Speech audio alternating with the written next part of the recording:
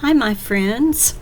I love to find real people dresses and try to make a doll outfit that is similar just by adjusting the patterns in my pattern bundle that is listed in my Etsy shop. It's a fun challenge. And by the way, if you've wondered where did Susan go, I have a short blur written in the description box. It's been a very busy summer.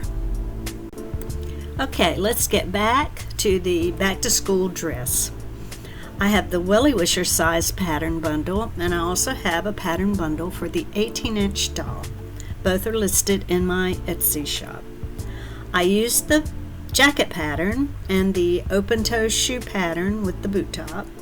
I will not be doing real-time sewing today. You've seen me make the jacket, the shoes, and possibly the hat in previous videos. I will show you how to vary the pattern sleeves and how I made the applique. The first step is to make the jacket or top and lengthen to your preference. Open the dress down the back. It appears that part of the sleeves on the child's dress have just been cut away, so that's what I did.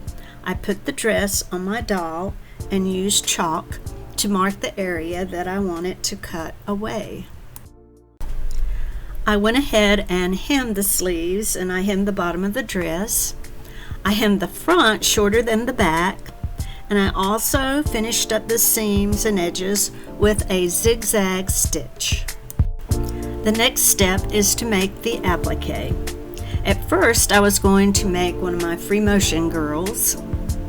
I make these and put on birthday cards, and this witch is going on a trick-or-treat bag. When I spotted this little dog fabric, I changed my mind. I love the little poodle.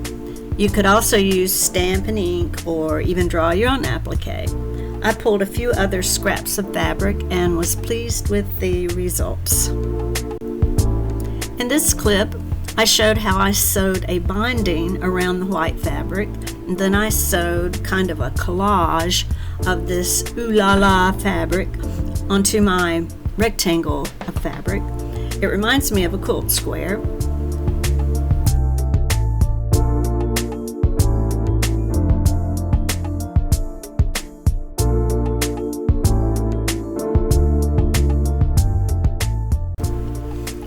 What do you think? It's close.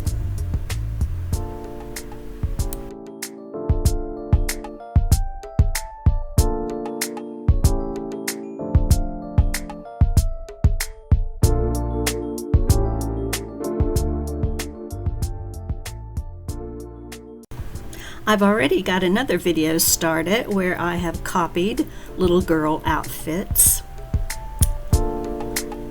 So be on the lookout for those. Thanks for watching.